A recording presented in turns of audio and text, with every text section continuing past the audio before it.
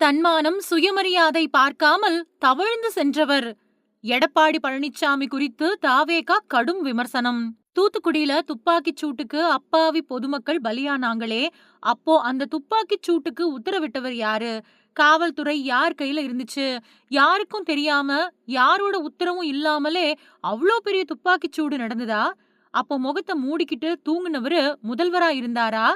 அப்படின்னு தமிழக வெற்றிக் கழகம் எடப்பாடி பழனிசாமிய கடுமையா விமர்சனம் பண்ணிருக்கு. தமிழக வெற்றிக் கழகம் வெளியிட்டிருக்கக்கூடிய பதிவுல சொல்லும்போது, தூத்துக்குடியில துப்பாக்கிச் சூட்டுக்கு அப்பாவி பொதுமக்கள் பலியானாங்களே, அப்ப அந்த துப்பாக்கிச் சூட்டுக்கு உத்தரவிட்டவங்க யாரு? காவல்துறை யார் கையில இருந்துச்சு? யாருக்கும் தெரியாம, யாரோட உத்தரவும் இல்லாமலே அவ்ளோ பெரிய துப்பாக்கிச் சூடு நடந்துச்சா? அப்போ முகத்த மூடிக்கிட்டு தூங்குனவரு முதல்வரா இருந்தாரா? தமிழகமே அதிர்ந்து அலர்ன அவ்ளோ பெரிய சம்பவத்த டிவில பார்த்து தெரிஞ்சுக்கிட்டதா அப்போ சொன்னவர் யாரு? தன்மானம், சுயமரியாதை பார்க்காம தவழ்ந்து போய் முதல்வர் பதவியை தட்டிச் சென்றவர் தான் அவரு அப்படிங்கிறது தமிழகத்துக்கு தெரியாதா?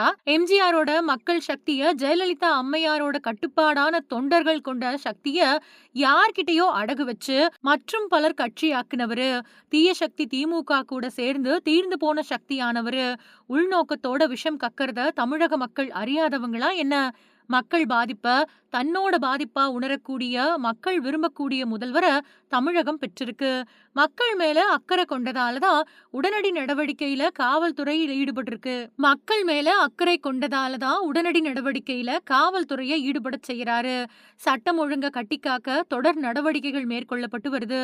இது பத்தி எதையுமே தெரிஞ்சுக்காத மிஸ்டர் தீர்ந்து போன சக்தி அறியாமையில அறிக்கை விட்டு கூவுனா எப்படி? கட்சிய கலகலக்க வச்சு, அடகு வச்சு கரைச்சு, அகில உலக அரசியல் கோர்ஸா கட்சிய காணாம போகச் செய்யக்கூடிய கோர்ஸ் படிச்சவரு. அரசியல் பாடம் எடுத்தா எப்படி? தூத்துக்குடி துப்பாக்கிச் சூட்ட டிவில பார்த்து தெரிஞ்சுக்கிட்ட தீர்ந்து போன இந்த சக்தி, இப்போ டிவி கூட பார்க்காம தூர்ந்து போன சக்தி கூட ஆட்சி அமைக்க திருட்டுத்தனமா கூட்டணி போட்டது மாதிரி அவங்க எழுதி கொடுத்த அறிக்கையையும் தவழ்ந்து போய் வாங்கிட்டு வந்து தன்னோட பேர்ல வெளியிடுறாரா? பெண்கள் பாதுகாப்புலையும், போதைப் பொருள் தடுப்புலையும், சட்டம் ஒழுங்க காக்கறதுலயும் மனசாட்சி இருக்கக்கூடிய மக்களான எங்க வெற்றி தலைவரோட ஆட்சி தவறு செய்யறவங்க மேல கடுமையான நடவடிக்கைகளை தொடர்ந்து எடுக்கும்.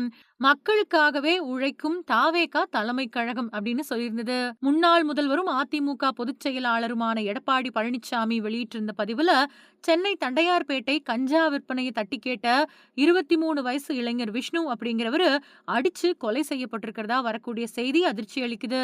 போதைப் பொருள் புழக்கத்தை தட்டி கேட்டா கொலைதான் இந்த ஆட்சியில பதிலா? இதுதான் மாற்றமா? இந்த லட்சணத்துல திருச்சியில பேசின இன்னைக்கு இருக்கக்கூடிய முதல்வர் தம் மேல வீண் பழி போடுறதா வேற ஆதங்கப்படுறாரு. இவரு அதிகாரிகளை நியமிச்சிட்டாரா? நியமிச்சா போதுமா? அதே அதிகாரிகள் தானே எல்லா ஆட்சியிலயும் பணிபுரியறாங்க. மாற்றம் அப்படிங்கிறது ஆட்சியாளர்கள் கிட்ட வரணும். காவல்துறைய கையில வச்சிருக்கிறவங்க சட்டம் ஒழுங்குக்கு பொறுப்பு ஏத்துக்காம நழுவ முயற்சி பண்றது வெக்கக்கேடு. இதுல போதைப் பொருளை தன்னால ஒழிக்க முடியாது அப்படின்னு மறைமுகமா ஒப்புதல் வாக்கு மூலம் வேற கொடுத்திருக்காரு. அது மட்டும் இல்லாம சிங்கப்பெண் அதிரடி படைய அடுத்த வாரம் துவக்கி வைப்பாராம். போன வாரம் எல்லா ஏற்பாடுகளும் ரெடியா இருந்த நிலையில எதுக்கு நீங்க கடைசி நிமிஷத்துல ரத்து பண்ணீங்க? உங்க உதவியாளர் வீட்டு விழாவை சிறப்பிக்க தமிழக பெண்களோட பாதுகாப்ப காம்ப்ரமைஸ் பண்ணிருக்கீங்களா? நீங்க அடுத்த வாரம் ஆரம்பிக்கிற வரைக்கும் தமிழக பெண்கள் பாதுகாப்பு இல்லாம இருக்கணுமா? ஆட்சி நடத்துறது எப்படி அப்படின்னு நீங்க 6 மாச கிராஸ் கோர்ஸ் முடிக்கிறதுக்குள்ள மக்கள் மடிஞ்சுகிட்டே இருக்கணுமா? அதை யாரும் கேள்வி கேட்க கூடாதா? ஒரு முறையான முதல்வரா இல்லாட்டியும் கூட ஒரு கட்சி தலைவராவது முறையா இருக்காரா அப்படின்னா அதுவும் இல்ல. தூத்துக்குடி பக்கத்துல கூட்டு பாலியல் வன்கொடுமை வழக்குல ஆளுங்கட்சி தாவேகா நிர்வாகிகள் 2 பேரு கைது செய்யப்பட்டிருக்கிறதா செய்திகள் வருது. போன 3 வாரங்கள்ல எத்தனை ஆளுங்கட்சி நிர்வாகிகள் கொடும் குற்ற செயல்களுக்காக கைது செய்யப்பட்டிருக்காங்க. ஒரு கட்சி தலைவரா தன்னோட கட்சியினரை அடக்கி வைக்க வக்கில்லாதவரு எப்படி காவல்துறையை நிர்வகிப்பாரு? இப்படிப்பட்ட ஆட்சி எப்படி மக்களை காக்கும்? எப்படி பெண்கள் பாதுகாப்ப உறுதி செய்யும்? தான் வசிக்கக்கூடிய பொறுப்போட தன்மை உணராம இன்னும் பஞ்ச் டயலாக் பேசக்கூடிய ரீல் ஹீரோவாவே தன்னை பாவிச்சுக்க கூடிய பொய்க்கால் குதிரை அரசோட முதல்வர் அந்த மாய உலகத்துல இருந்து வெளியே வந்து தான் வகிக்கக்கூடிய பொறுப்போட தலையாய பணியான சட்டம் ஒழுங்க காக்கக்கூடிய ரெஸ்பான்சிபிலிட்டி எடுத்து நடவடிக்கைகள் மேற்கொள்ளணும் அப்படின்னு வலியுறுத்துறேன்னு சொல்லியிருந்தாரு.